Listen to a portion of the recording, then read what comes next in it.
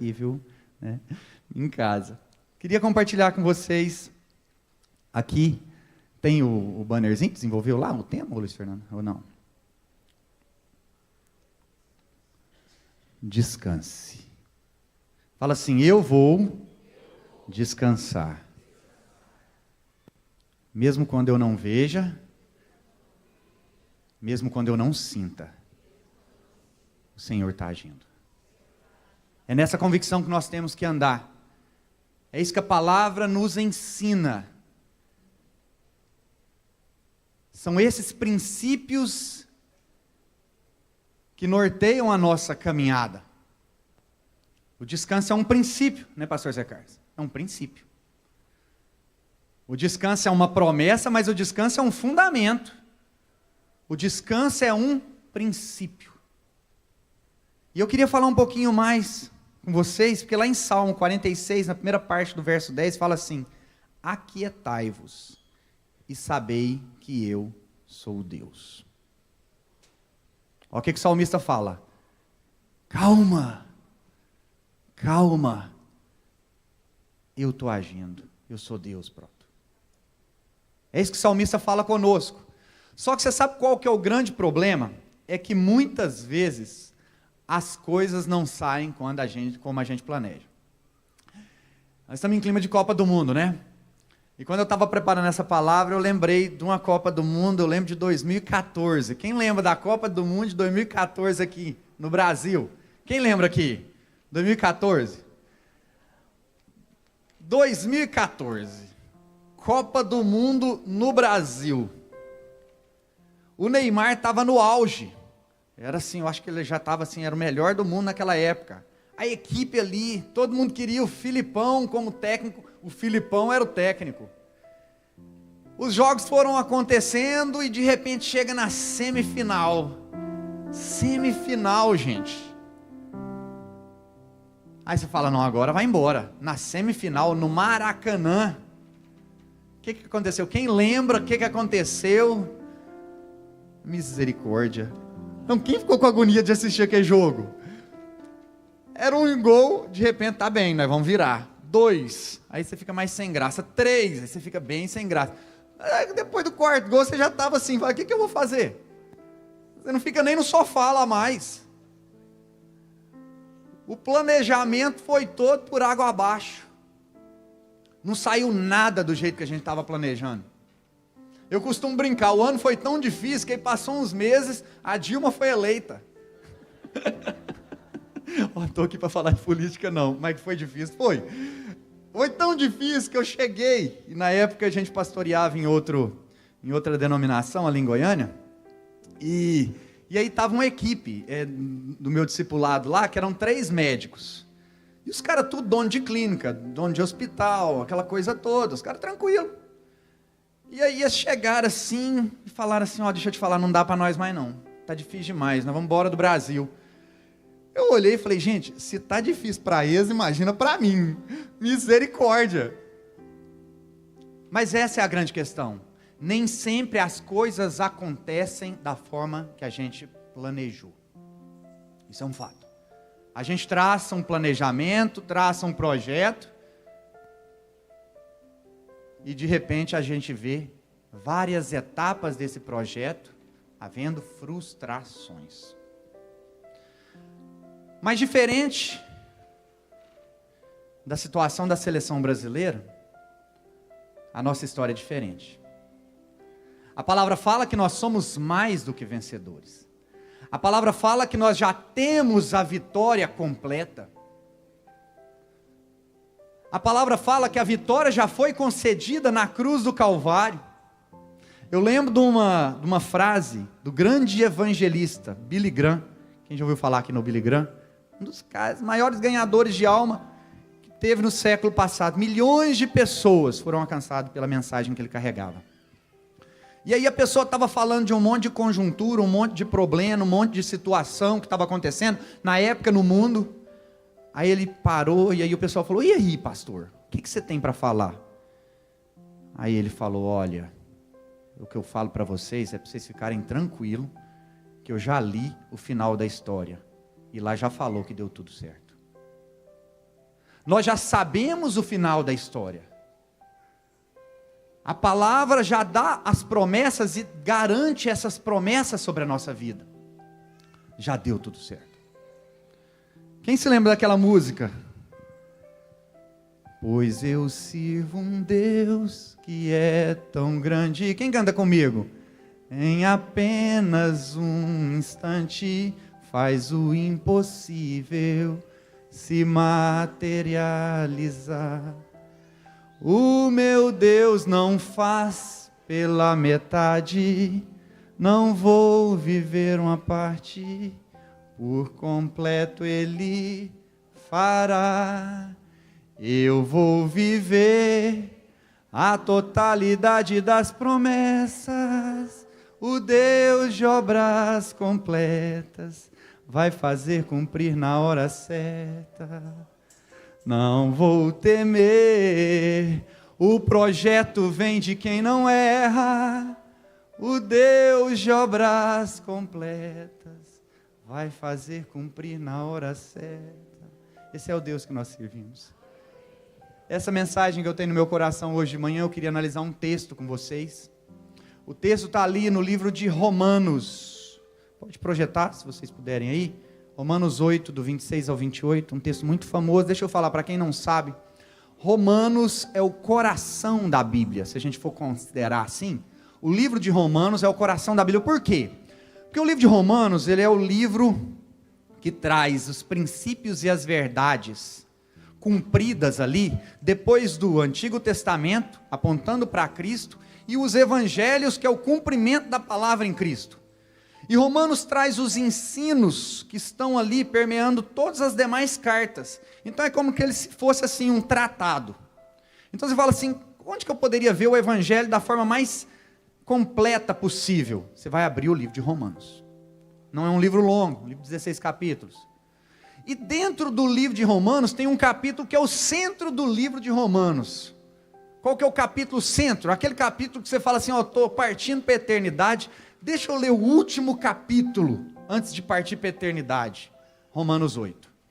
Romanos 8 é o centro, se o Romanos é o coração da Bíblia e da palavra, Romanos 8 é o centro desse coração. E é um pequeno texto que eu queria compartilhar com vocês, e a gente vai destrinchar esse texto. Eu gosto de estudar a Bíblia, então nós vamos estudar a Bíblia junto aqui. A gente vai estudar a palavra aqui, hoje de manhã. A palavra fala lá em Romanos 8, 26, também o Espírito, fala o Espírito. Eu sou professor, tá? Então eu gosto que vocês repitam, porque isso é uma técnica de aprendizado, tá? Eu não vou falar para você falar para o irmão do lado, não se preocupe com isso, tá tudo bem. Mas para você falar, você repete comigo, tá bom? Vamos aprender junto. Também o Espírito, fala o Espírito. O Espírito semelhantemente nos assiste, fala nos assiste em nossa fraqueza, fala fraqueza. Porque não sabemos orar como convém, fala não sabemos. Mas o mesmo Espírito intercede por nós, fala intercede, sobremaneira com gemidos inexprimíveis. Pode continuar no 27. E aquele que sonda os corações sabe qual é a mente do Espírito, porque segundo a vontade de Deus é que ele intercede pelos santos. E para finalizar, porque nós sabemos, fala sabemos, fala sabemos, fala sabemos, sabemos que todas as coisas cooperam para o bem daqueles que amam a Deus e daqueles que são chamados segundo o seu propósito. Amém? Deixa eu falar, é esse texto que eu queria conversar com vocês sobre ele, um texto muito famoso, que guarda verdades muito poderosas e princípios para nos auxiliar na nossa caminhada. O primeiro princípio que é trazido para esse texto é que ele menciona a nossa fraqueza, pastora. A nossa fraqueza. A gente nunca pode esquecer isso, num tempo do empoderamento do homem, num tempo em que as pessoas estão colocando o homem no centro. A palavra deixa muito clara que nós somos seres dotados de muitas fraquezas. Nós somos pó, nós viemos do pó. E essa é a nossa constituição. Nós temos fraquezas físicas. Gente, eu tenho 46 anos de idade. Se vocês me falassem há 6 anos que eu ia ter que usar isso aqui, eu via uma formiga ali, ó. Quando deu 43, a vista fez assim, ó, sumiu. Eu não enxergo nadinha sem isso aqui. Nadinha. Por quê? As minhas vistas estão se envelhecendo. Isso é um fato inexorável. Nós estamos, eu sei que a humanidade luta contra o envelhecimento, mas não tem jeito, ela vai chegar. E com o envelhecimento, eu estava falando com o pastor Zé Carlos ontem, eu não consigo, aí ele comentou, eu falei, eu também. Antigamente eu comia um boi, 5 quilos de carne e ia dormir tranquilo. Gente, se eu comer hoje 600 gramas de carne antes de dormir, eu tenho que dormir sentado, eu não consigo digerir aquilo. Por quê? É outra fase. Nós somos dotados de fraquezas físicas, limitações físicas. Não adianta lutar contra isso, nós temos fraquezas. Mas não são só fraquezas físicas que nós temos fraquezas emocionais. Como nós somos vulneráveis? Tem dia que a gente acorda, a gente está preparado para vencer 10 gigantes. Energia lá em cima. Tem dia que você acorda, você não quer levantar da cama. Tem dia que você acorda, você está rindo para as paredes. Tem dia que você não consegue pôr um sorriso no rosto. Será que sou só eu desse jeito? Todos nós sofremos de fraquezas emocionais. Nós somos voláteis. Nós somos instáveis emocionalmente. Tem dia que você está numa situação tranquila, mas vem uma ansiedade que você não consegue explicar essa ansiedade. Você recebe uma notícia. Você recebe uma notícia, e aí não dá aquela coisa assim, ó, um negócio assim, não é assim, ó, na barriga, no ventre. Você sabe que os judeus, só que um parênteses, né, aqui da parte de professor, mas é o seguinte, você sabe que coração para o judeu é ligado à mente, emoções é aqui, ó, no ventre, que é onde a gente sente, a gente processa as nossas emoções aqui, ó, por isso bagunça a barriga, quando a gente recebe a notícia ruim, é porque é onde as emoções são processadas. De repente vem uma ansiedade, você não consegue explicar, você fica o dia inteirinho com náusea, ansioso, você fica até com raiva de você, você fala, gente, não tem motivo de eu estar assim, parece que eu não sou crente, parece que eu não tenho a promessa, parece que eu não tenho a palavra, e você passa o dia daquela forma, e vai deitar daquela forma, é ou não é assim? Fraquezas emocionais, ansiedade, tristeza, oscilação de humor, mas não são só fraquezas físicas e emocionais, nós também temos fraquezas morais.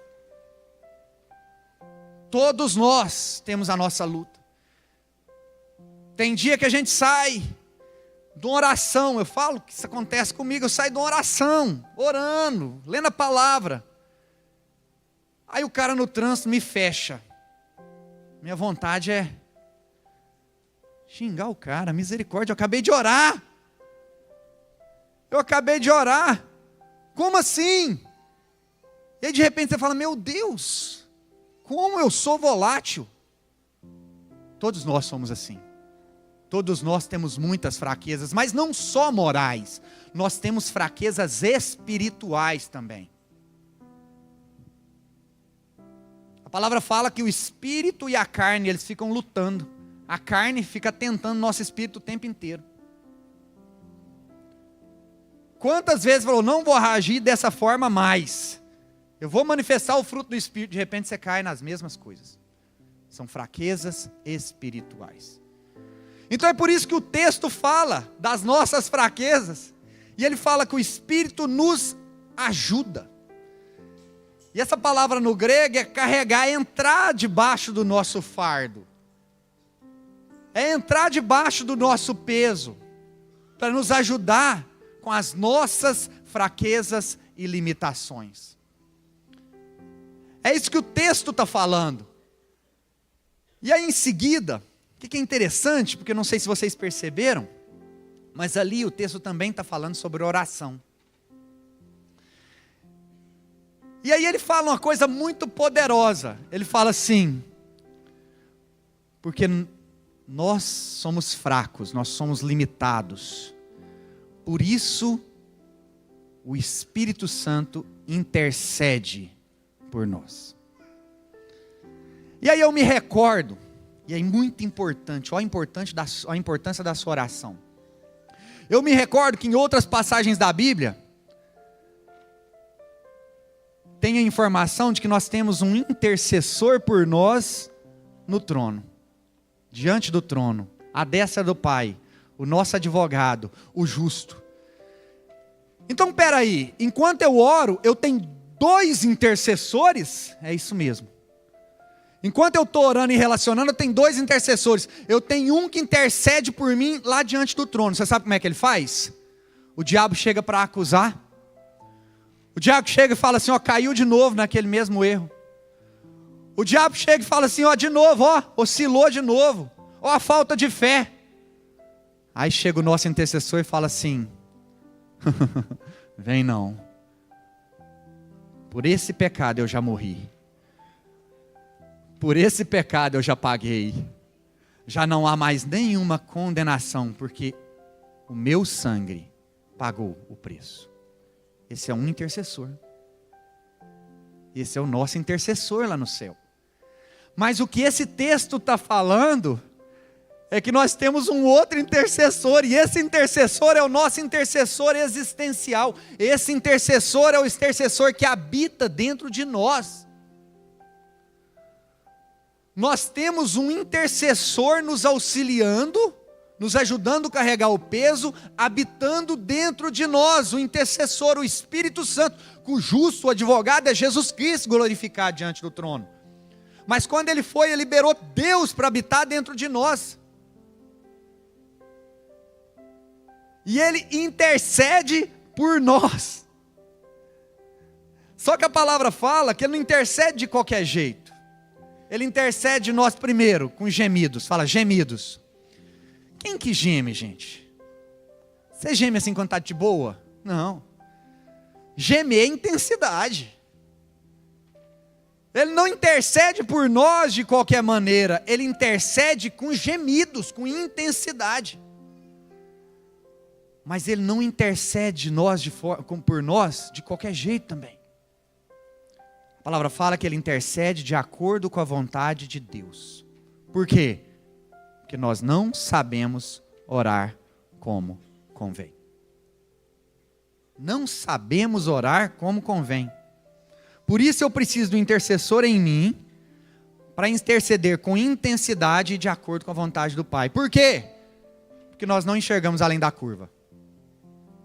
Nós não enxergamos no escuro. Você está achando que você está pedindo pão e na verdade você está pedindo pedra. Você está querendo pedir carne e está pedindo cobra. Você não sabe o que você está pedindo. Eu lembro, muitos anos atrás, eu lembro de ver um documentário, um jornal, uma reportagem jornalística.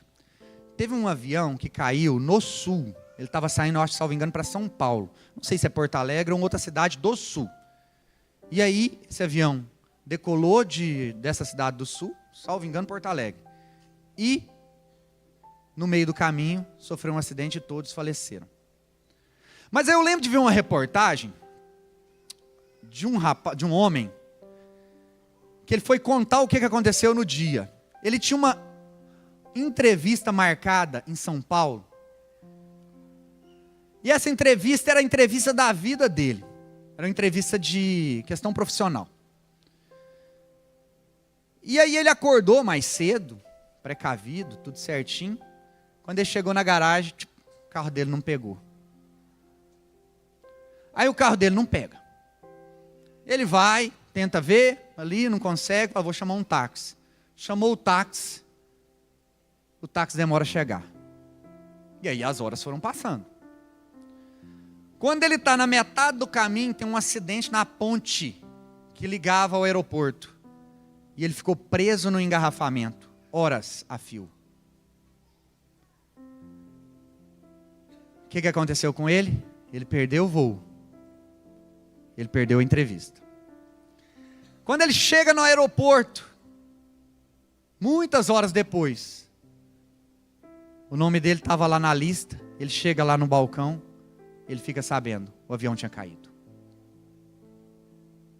Todos os passageiros morreram.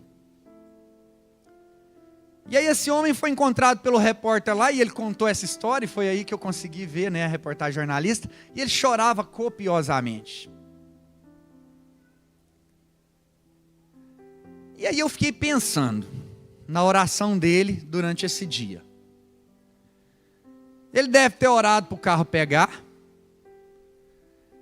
ele deve ter orado para o táxi chegar cedo, ele deve ter orado para liberar a ponte. Ele orou isso tudo? Claro que ele orou. Eu vi que era um homem cristão, um homem temente a Deus. E aí eu fico imaginando o Espírito nele, intercedendo. Ele fala assim, libera a ponte. O Espírito fala assim, libera não, pai. Trava a ponte. Libera o táxi. Ele, libera não, pai. Trava o táxi. Porque de acordo com a visão dele, havia uma resistência no mundo espiritual que o impedia de chegar onde ele devia chegar. Quando o que estava acontecendo era justamente o contrário. Havia anjos em volta ali, impedindo ele chegar àquele momento. Por quê? Porque Deus queria guardar a vida dele. Deus ainda tinha um projeto a se realizar através da vida dele. E quantas vezes isso não acontece com a nossa vida? Porque de acordo com os nossos próprios olhos, a gente começa a orar.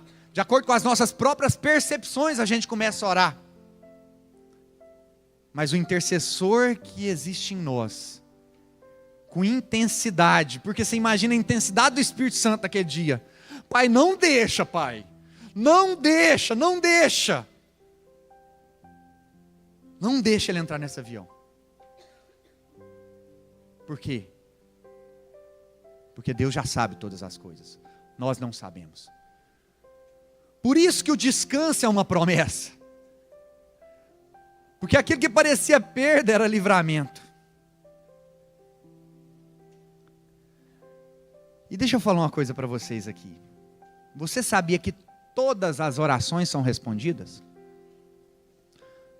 Vou repetir para vocês. Vocês não vão entender o que eu não estou falando. Vocês têm que entender o que eu estou falando. Não existe oração sem resposta. Não existe. Toda oração move o céu. Toda ela move o céu. A palavra fala que tem uma taça gigante que está recebendo oração. Quando chegar no tempo do juízo vai cair aqui, ó. Tem oração sendo acumulada no céu o tempo inteiro. A oração é a base do nosso relacionamento cristão. É o nosso relacionamento que aponta ali para o relacionamento sexual. É vida cristã sem oração é vida de casado sem relacionamento conjugal, sexual, sem intimidade. Agora o problema é que a gente aprende errado sobre isso. Porque olha só o que fala Mateus 7, 7, 8. Olha o que fala.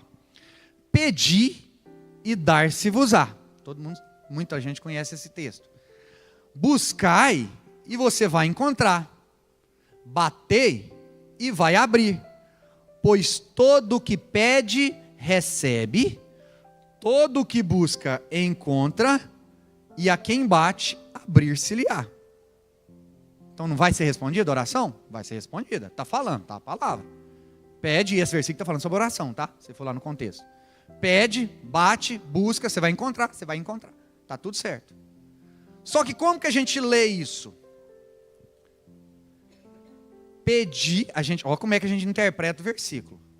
Pedir e dar-se-vos-á o que você pediu. Não está escrito assim.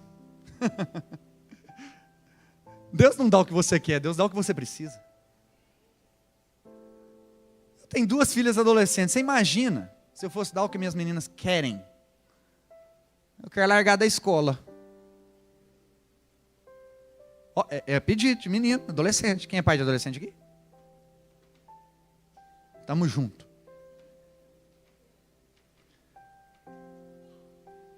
É o menino de 14 anos que quer um carro, quer dirigir. Não é assim? É assim. Nós somos pais, nós sabemos. A gente dá tudo que os nossos filhos pedem. Se você estiver fazendo isso, você vai estragar, você vai criar um monstro. Você dá para eles o que eles precisam ganhar. O Senhor faz isso conosco. Por isso as orações movem o céu. Mas geralmente, vem o que a gente precisa na embalagem que a gente não quer. Quem fala isso é um escritor chamado John Bevere. Ele fala, geralmente Deus manda para nós algo que a gente não está esperando na embalagem, mas o conteúdo é o que a gente precisa. É assim que Ele age na nossa vida, porque Ele tem um propósito, Ele tem um projeto. Esse é o projeto para a nossa caminhada. Por isso que Romanos 8, 28, fala assim, pode colocar aí, irmã, Romanos 8, 28. Sabemos que todas as coisas contribuem para o nosso bem. Sabemos que todas as coisas cooperam para o bem daqueles que amam a Deus, daqueles que são chamados segundo o seu propósito. Deus tem um projeto na nossa vida. Deus tem um projeto na sua vida. Deus tem um plano para a sua vida. Deus tem um plano para a sua caminhada. Por isso você tem que saber. Não é achar, é saber. Você tem que saber que todas as coisas vão cooperar para o seu bem, para o cumprimento do seu propósito. Descansar no Senhor. Saber que Ele está agindo. Saber que apesar das suas fraquezas, apesar de você não ver além da curva, tem o seu intercessor em você, orando com intensidade e de forma eficaz. E que os céus estão se movendo para que você cumpra a sua missão. Esse saber é essencial, essa certeza absoluta. E você sabe o que é maravilhoso? Ele não fala que não vai ter dor. Ele não fala que não vai ter sofrimento. Ele não fala que não vai ter provações. Ele só fala o seguinte: tudo o que você passar aqui vai cooperar para o seu bem. Eu acho maravilhoso o final da história da vida de José, que ele tinha sido vendido como escravo, vendido pelos irmãos, traído, rejeitado, chegou no final, ele ascendeu ao trono, preso injustamente, e ele vira para os irmãos dele e fala o quê? A minha vida sempre esteve nas mãos do Senhor. Vocês intentaram fazer o mal contra mim, mas Deus tornou o mal em bem. Essa é a certeza da nossa caminhada. O Deus Todo-Poderoso, Ele não promete ausência de luta, mas Ele promete presença constante. Fala assim: eu nunca estou sozinho. Mesmo que todos te abandonem, a palavra fala que Ele jamais te deixará, jamais te abandonará. E muitas vezes Ele livra a gente de entrar na fornalha. Ele fala, não, está tudo certo, vamos livrar antes aqui.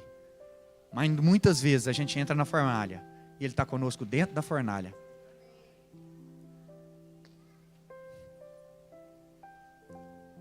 O que pode nos atingir? Nós estamos debaixo da mão do Deus Todo-Poderoso, do Pai amoroso. E eu acho maravilhoso o apóstolo virar e falar assim: nós sabemos, isso no grego eu estou falando aqui, é porque eu não vou ficar falando de grego aqui. Mas é o seguinte, deixa eu te falar, não tem dúvida. É certeza absoluta. Tudo o que acontece na sua vida vai vir a tornar para o bem. É isso que a palavra está falando, gente. Todas as suas lutas vêm para te depurar, te amadurecer, te purificar, te treinar, para colocar exatamente você onde Ele planejou. Ele planejou cada detalhe da sua vida. E é essa certeza que tem que nortear o nosso coração, porque nós estamos sendo aperfeiçoados. A nossa jornada tem que estar sendo alinhada. Os nossos passos estão sendo alinhados. Eu estava lecionando lá no nosso curso bíblico, lá sobre o livro de Jó. Fui eu que dei o livro de Jó, o estudo do livro de Jó. E aí eu fiquei pensando lá, uma coisa interessante lá no livro de Jó. Jó, a palavra fala no início lá que ele era um homem reto, íntegro, fiel. Mas mesmo assim ele passou por provações terríveis. E durante essas provações ele teve que aprender a entender como que é a caminhada com o Senhor. E aí eu anotei aqui, no início dessas provações, Jó perguntou, sabe quantas vezes? 16 vezes, por quê? Por que eu estou passando isso? Por quê? 16 vezes. 16 vezes Jó quis questionar Deus, por que ele estava passando aquela situação. Mas mais que isso, em seguida, Jó reclamou 34 vezes. Então a primeira reação de Jó a passar o que ele estava passando foi questionamento e reclamação. 16 vezes falando por quê e 34 vezes reclamando. Vocês sabem o que Deus falou com ele?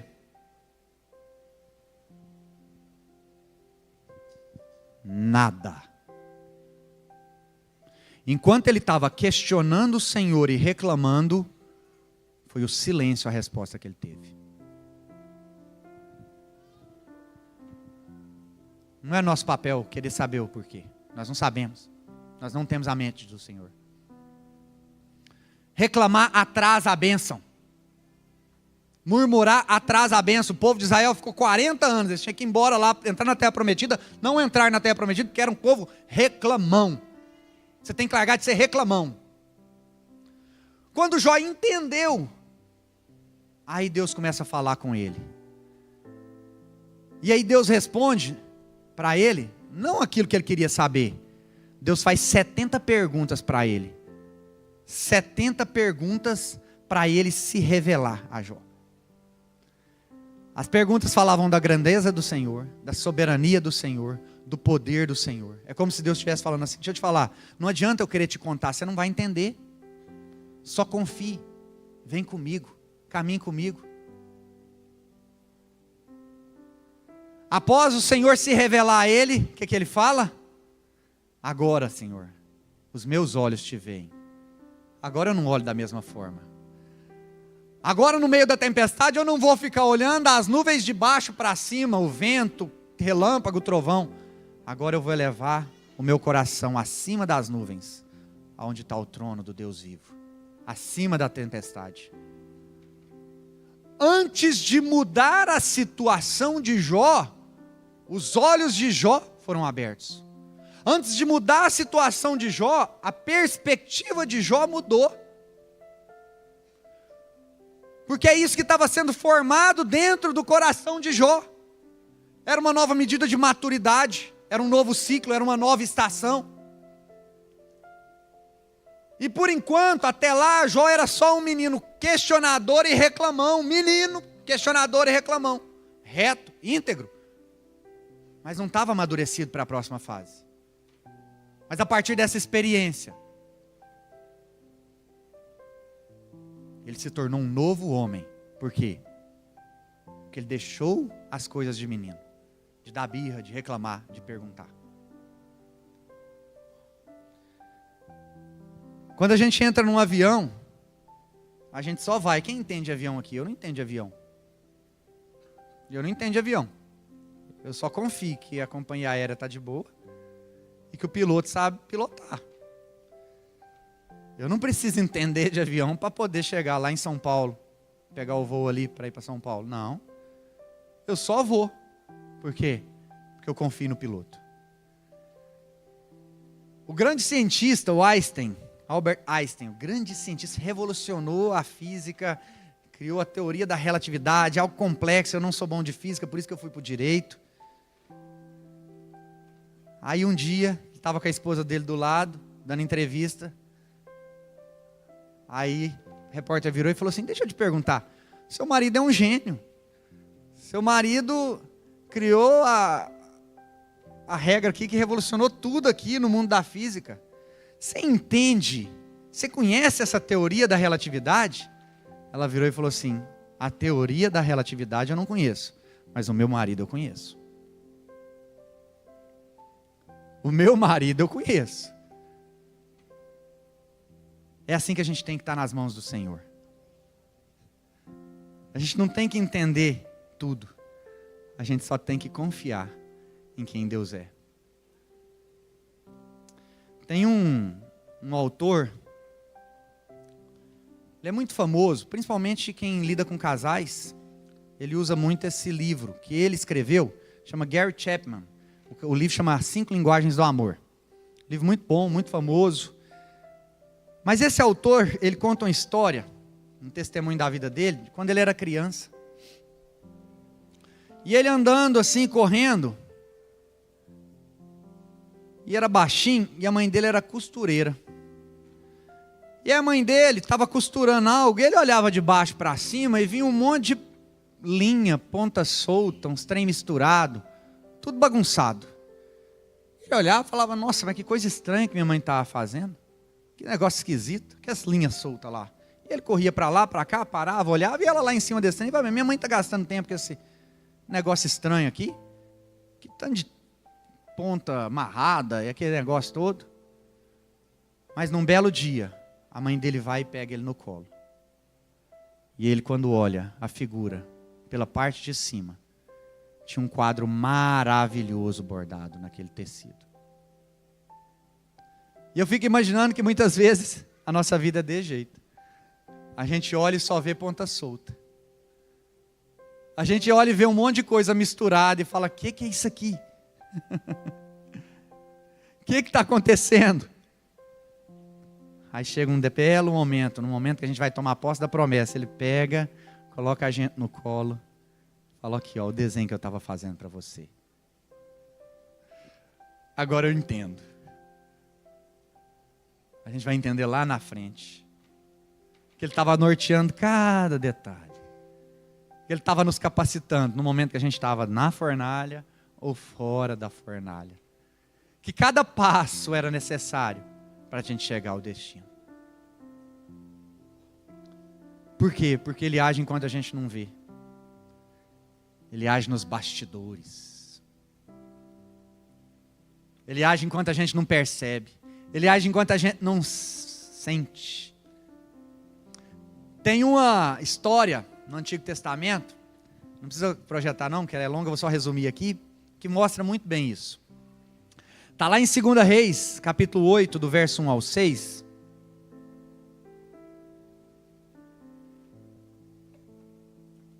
E essa história fala a história de uma mulher sunamita. Sunamita, de Sunem, uma região. Acho que da tribo de Sacar. Mulher sunamita. Essa mulher teve grandes experiências com o Senhor. Era uma mulher que era uma anfitriã do profeta Eliseu. Uma mulher que cuidava ali dos profetas que passavam pelo local. E um dia o profeta Eliseu foi e liberou uma palavra para ela que ela ia ter filho. E aí 1 ano depois ela teve o filho. Mas passou um tempo, o filho morreu. Ela foi lá no profeta e falou, eu não pedi um filho. Agora veio e morreu. O profeta falou, não, pode ficar tranquilo, orou. Houve a ressurreição do filho dela. Foi assim a história dela. Quando ia ter um tempo de fome, o profeta avisou ela, falou, oh, sai da terra, vai ficar um tempo de fome. Sai da sua terra aí, vai num lugar para você preservar a sua família. Então é uma mulher muito cuidada pelo Senhor. E aí sabe o que aconteceu? Depois de alguns anos de fome, a palavra fala lá, que essa mulher resolve retornar à terra, porque a terra começou ali a dar frutos de novo. E ela chega na terra, a terra dela tinha sido invadida. E aí o que ela foi fazer? Eu vou ter que falar com o rei, invadiram minha terra, tomaram minha terra. Eu voltei aqui com a minha família e agora eu estou sem a minha terra. E aí ela vai seguir ali para onde estava o rei, a cidade do rei, a palavra fala. Estou dando um resumido aqui.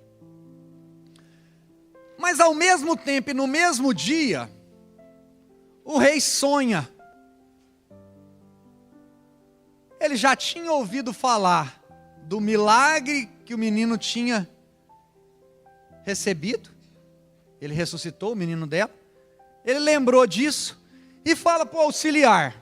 Estou aqui imaginando. Deixa eu te falar, você lembra daquele menino que ressuscitou com a oração do profeta Eliseu? Aí o cara virou e falou assim, lembro aí. Como é que é aquela história? Ele falou, pai, eu não lembro tanto não, mas deixa eu sei quem sabe. Tem um cara ali que auxiliava o profeta, o Geazi, ele deve estar aqui por perto, eu vou chamar ele. Estou floreando aqui, mas a palavra está falando nesse sentido. Vou chamar ele lá. E ele sai para chamar. Está saindo para chamar Geazi, o rei que ouvia aquela história, ele sonhou com isso. Aí o Geazi está chegando, aí ele chega lá na entrada lá do atendimento real. Ele olha lá, antes de entrar no gabinete do rei, e fala, uai, senhora Sunamita, o nome dela não era Sunamita, tá? Não falo o nome dela, mas vamos falar que é Sunamita. Senhora Sunamita, a senhora está boa? Quanto tempo? Pois é, eu estou aqui. Quero falar com o rei, só que minha senha aqui no painel ali está 384, ainda está na 120. Ele, não, bom demais ver a senhora, que bênção. Vou ali que eu preciso falar com ele, ele quer resolver alguma coisa comigo. E ele entra lá dentro do gabinete do rei. Quando ele chega lá dentro do gabinete do rei, o rei vira e fala assim, deixa eu te falar, eu sonhei essa noite com o caso daquele menino que ressuscitou. Aí ele fala, peraí, que coincidência. Fala assim, que coincidência. Eu encontrei com a mulher ali fora. Ela está ali. O rei, como? A mãe do menino está aqui? Tá, ela quer falar com o senhor. Não, chama ela aqui agora.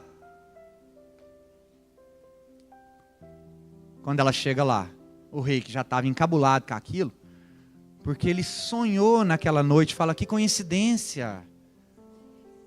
Ele sonhou naquela noite sobre isso. O que acontece? Ela conta a história e ele fala assim, essa história me edificou. Você vai voltar para a sua terra e os anos que a sua terra ficou parada, você vai ser restituída pela produção que você não teve.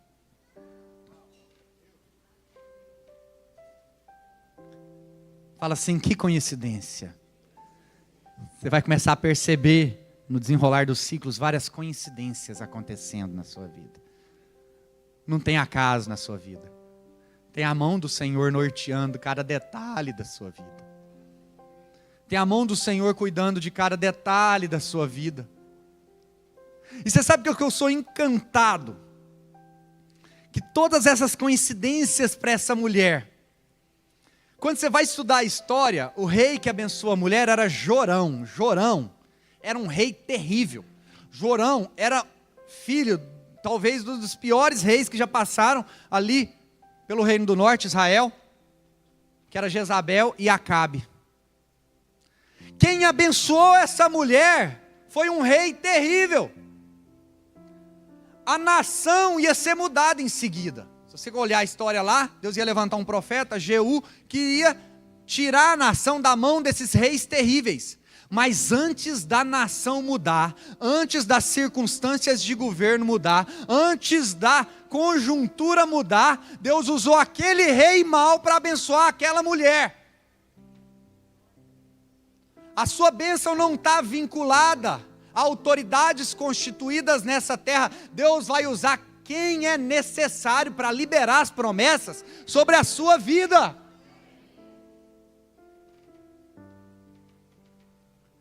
Deus usou um rei terrível para abençoar aquela mulher. Você não precisa ficar olhando a conjuntura e falar, está tudo perdido, que perdido. Todas as coisas vão cooperar para o seu bem e você vai cumprir o seu propósito e a sua missão. Essa é a promessa que o Senhor tem para nós nesse texto. E aí as coincidências começam a aparecer. Um rei sonha, eu encontro uma pessoa. De repente as conexões necessárias. Ficaram anos sem as conexões necessárias para formar o seu coração, o seu caráter, te treinar. Na hora certa, todas as conexões, todas as peças se encaixam, o bordado fica pronto, e aí Deus te leva para cima do colo dele e fala aqui, ó o que eu desenhei para você, foi isso que eu fiz para você, é isso que eu estava formando para você, porque o Deus que governa o mundo, O Deus soberano é o Deus que governa os detalhes da minha vida e da sua vida. Ele não se atrasa, ele sempre chega no momento certo. Gente, tem uma história, estou partindo aqui para o final, o louvor pode vir. Tem uma história tão poderosa de um amigo meu, ele é amigo meu, lá de Goiânia. Problema com droga e ele roubava carro. Ele era ladrão de veículo. Ele pegou um carro e ele roubou esse carro. E aí no meio do caminho, um amigo dele encontrou com ele e falou: deixa eu te falar, eu estou indo para um lugar aqui, era numa sexta-feira, chama Encontro com Deus. É numa chácara, vamos ouvir falar de Deus aqui o fim de semana inteiro, vamos comigo. Eu fui da outra vez, mudou minha vida. Ele olha para o cara e fala: eu estou com um carro roubado. Ele fala: tem lugar para estacionar o carro? Tem. Não, então eu vou no meu carro, pode ir? Pode. Ele está com um carro roubado, gente. Um carro roubado. Ele coloca esse carro no estacionamento da chácara da igreja e vai para dentro daquela capela. E lá ele tem um encontro com o Senhor. Ele entende. E ele sai de lá completamente transformado. E eu fico emocionado toda vez que eu falo com ele, que eu olho para ele. Lá ele chegou, ele se entregou para a polícia, ele pagou a pena, ele evangelizou muitas pessoas dentro da cadeia. Ele casou, ele tem 2 filhas. Hoje mexe com negócio de consórcio, é líder lá na igreja, está na Family inclusive. A vida dele foi completamente transformada. Deus tinha um encontro com ele naquele momento. Por coincidência ele encontrou com aquele amigo dele, indo para aquele encontro. Fala coincidência. Você vai experimentar muitas coincidências nesse tempo. Esse é um tempo de coincidência, porque Deus está chamando. E a voz dele é poderosa. E quando ele chama, ele é irresistível. Irresistível. E tudo aquilo que a gente falou aqui nessa manhã aponta para algo maior. A palavra fala que nós temos o grande intercessor diante do rei. Geazi ali aponta para Cristo. Aquele auxiliar do profeta aponta para Cristo. Foi Geazi que levou aquela mulher até o trono. Assim como hoje nós temos o Senhor Jesus nos dando acesso ao trono do rei para receber as promessas sobre a nossa vida. Abrindo as portas do trono do rei para receber as promessas sobre a nossa vida. Nosso acesso é direto. A palavra fala em Hebreus que a gente chegue com ousadia ao trono da graça, com ousadia ao colo do nosso Pai, com confiança no descanso, porque tudo que Ele faz vai cooperar para o nosso bem. Essa é a promessa que nós temos. O mundo pode estar em crise, e está. A nação pode estar instável, e está. No comando das instituições podem ter Acabes, Jezabéis, Jorões, e tem.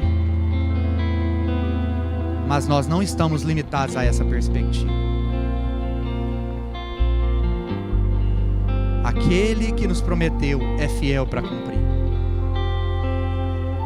E a obra que Ele começou, Ele vai completar na sua vida. Ele não abre mão de você. Nós nunca estamos sozinhos. Ele está conosco nos montes, Ele está conosco nos vales, Ele está conosco nos eventos, Ele está conosco no quarto escuro. Ele está intercedendo por nós nos dias de alegria, mas Ele está intercedendo por nós nos dias de tristeza. Ele está cuidando de nós nos dias das emoções equilibradas, mas Ele também está cuidando de nós nos dias das emoções voláteis e desequilibradas. Ele está cuidando de nós no dia da ansiedade. Ele está em nós. Ele está intercedendo por nós com intensidade, de acordo com a vontade de Deus. Ele está tecendo um desenho maravilhoso na sua vida, e você vai entender lá na frente. Ah, mas eu perdi essa oportunidade. Ah, não se compara. Aquela oportunidade que você perdeu era só servir na casa de Potifar, mas Deus quer te levar a ser governador junto a Faraó.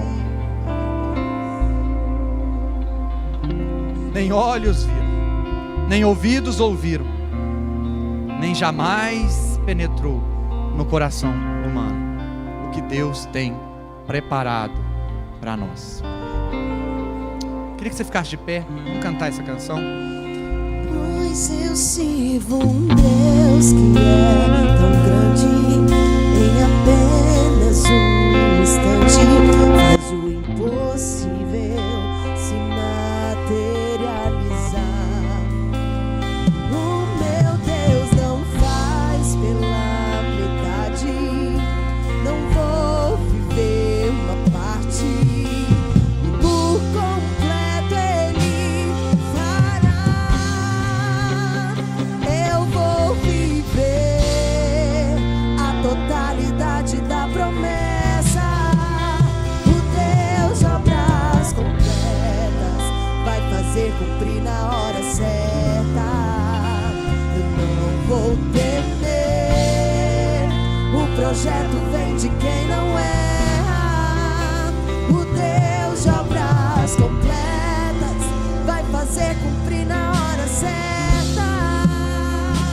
Pois eu sirvo Deus. Aleluia. Esse é o Deus que nós servimos. Pois eu sirvo um Deus que é tão grande, em apenas um instante faz o impossível se materializar. O meu Deus não faz pela metade, não vou viver uma parte, por completo Ele fará.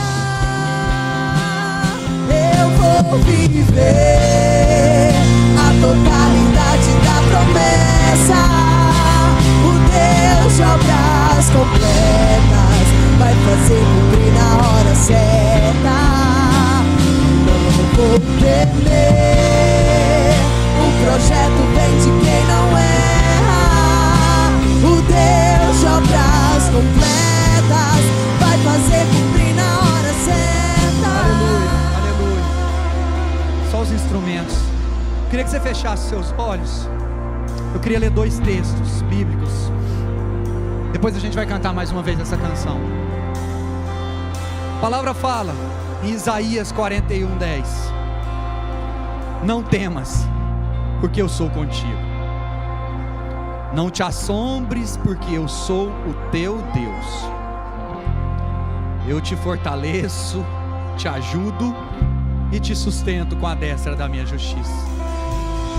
Lá em Jeremias 17, versos 7 e 8 fala assim: Bendito o homem que confia no Senhor, cuja esperança é o Senhor, porque esse homem é como a árvore plantada junto às águas, que estende as suas raízes para o ribeiro, e não receia quando vem o calor, mas a tua folha ela fica verde, e no ano de sequidão ele não se perturba, e nem deixa de dar fruto. Nós temos promessas sobre a nossa vida. Ele te comprou com o preço mais alto que poderia existir. Ele não abre mão de você. E muitas vezes nós não entendemos as nossas lutas e as nossas tribulações. Muitas vezes está tudo turvo, está tudo desencaixado,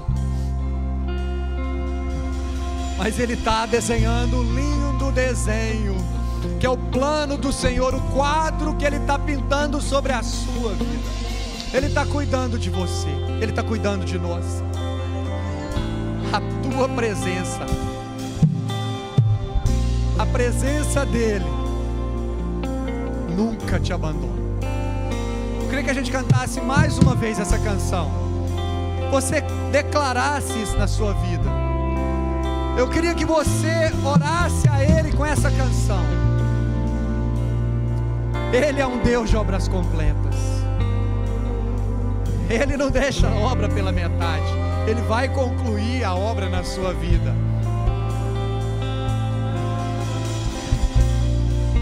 O nosso Deus é poderoso para fazer infinitamente mais do que pedimos, pensamos ou esperamos. E o que foi perdido não tem comparação com o que virá. Não tem comparação. Aquele prejuízo era só para te treinar. O que está diante de você, você nem imagina. Você não tem noção das coincidências de Deus nesse novo ciclo e nessa nova estação. Você vai assustar, fala, é muita coincidência, mas é muita coincidência, é muita coincidência.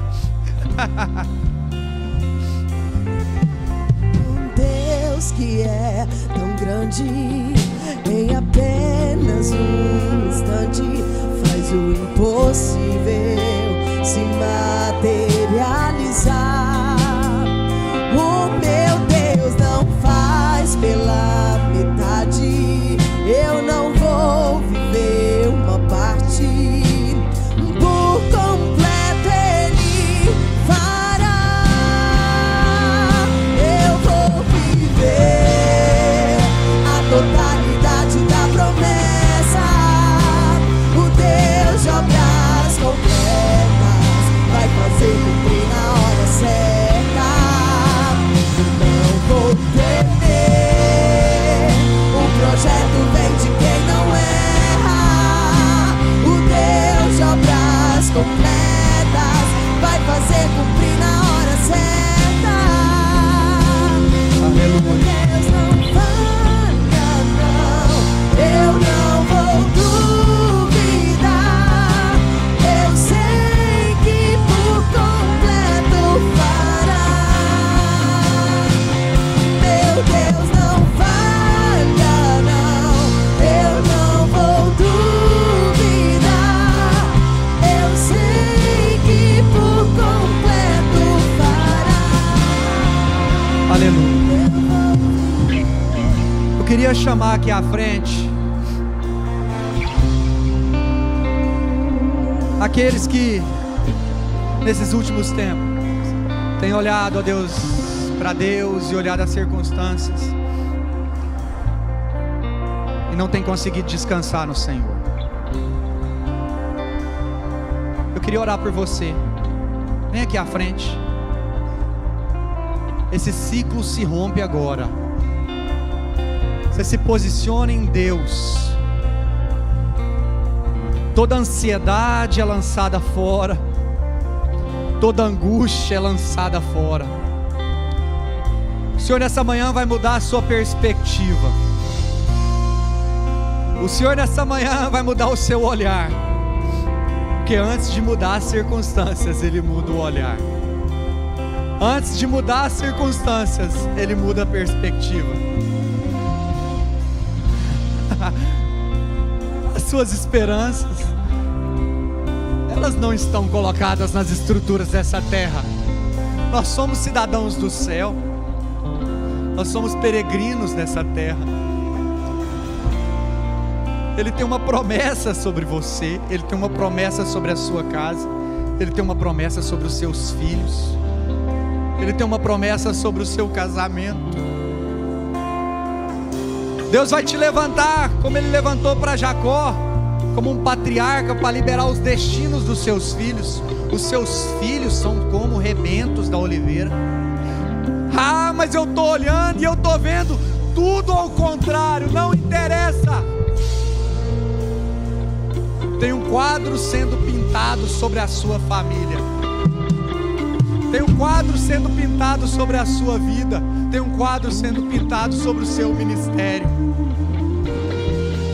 E lá na frente nós vamos entender que todas as suas provações e lutas desse tempo vão servir para poder abençoar outras pessoas. Coloca a mão no seu coração. Pai, seus filhos estão aqui nessa manhã, Pai. Deus, diante da tua presença, Senhor, que o Senhor possa liberar, ó Deus, uma medida nova de descanso, de fé, uma medida de descanso naquele que está cuidando de tudo. Que o Senhor possa atrair o olhar deles para cima das nuvens, para cima das tempestades, para cima dos ventos, para cima da chuva, para cima dos raios, para cima dos relâmpagos, onde brilha o sol da justiça. Porque o Senhor é quem luta por nós, o Senhor é quem venceu por nós, o Senhor é quem nos capacita, e os planos do Senhor não se frustrarão. Eu declaro que os teus filhos deitarão e terão uma noite de descanso maravilhosa. Eles acordarão cheios de expectativas daquilo que o Senhor fará. Eu declaro um novo tempo, uma nova estação. Eu declaro que o tempo de questionamentos e de reclamações chega ao fim. É o tempo do Senhor se revelar sua soberania, o seu poder, os seus planos, as suas promessas, o seu amor. Eu declaro os olhos abertos para perceber a grandeza do poder e do amor do Senhor, porque nós somos filhos. Nós somos filhos, e aquele que não poupou o seu próprio filho, e antes ele morreu por nós, por acaso ele não vai dar todo o resto? Todas as bênçãos já estão liberadas ali na cruz do Calvário, e nós tomamos posse nessa manhã. Tomamos posse do seu descanso, em nome do Senhor Jesus.